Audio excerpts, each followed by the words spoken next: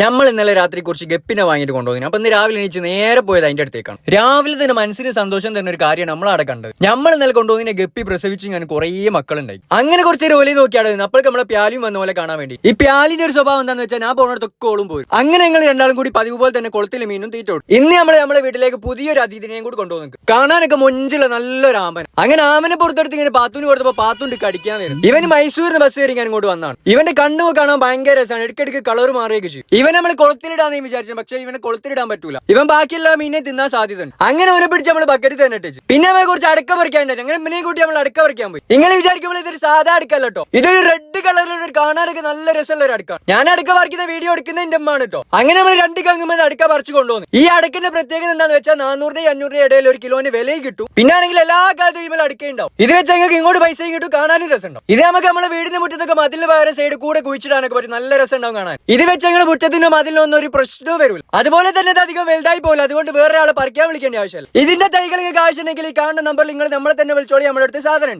വേണമെങ്കിൽ നമ്മൾ അവിടെ വന്ന് ഫിറ്റ് ചെയ്ത് ചെയ്യും. അതൊക്കെ കഴിഞ്ഞ് നമ്മൾ നേരെ പാർലറിൽ പോയി മുടി വെട്ടാൻ വേണ്ടി. അങ്ങനെ മുടി നടിയൊക്കെ വെട്ടി സുന്ദരനെ. അങ്ങനെ നമ്മൾ വൈകുന്നേരം ഫ്രണ്ട്സിനൊക്കെ കൂടി ഞാൻ ചായ കുടിക്കാൻ പോയി. അങ്ങനെ ചായയൊക്കെ കുടിച്ച് കഴിഞ്ഞ് കാർ എടുത്ത് താമരശ്ശേരിയും കൊടുവള്ളി ഒന്ന് അങ്ങോട്ടും ഇങ്ങോട്ടും ഇങ്ങനെയൊക്കെ ഒന്ന് പോയോ. ഇത് നമുക്ക് പതിവാണ്. ഇങ്ങനെ ഒരു ദിവസം പോയില്ലെങ്കിൽ നമുക്ക് മനസ്സിനൊരു സുഖം ഉണ്ടാവില്ല. പിന്നെ നമ്മൾ റോയാട് പോയി അവിടെ നിന്ന് ഓർഡർ ഒക്കെ കഴിച്ച് ഇങ്ങനെ അവിടെ നമ്മൾ തിരിച്ചു പോകും. വീഡിയോ കാണുന്ന എല്ലാവരും ഒന്ന് ഫോളോ ചെയ്തില്ലെങ്കിൽ എന്ന് വിചാരിക്കാത്ത ഏതെങ്കിലും ഒരു ഇൻഫ്ലുവൻസർ ഉണ്ടാവും. അപ്പൊ ഇങ്ങനെ നമ്മളൊന്ന് ഫോളോ ചെയ്യാം. Okay, by.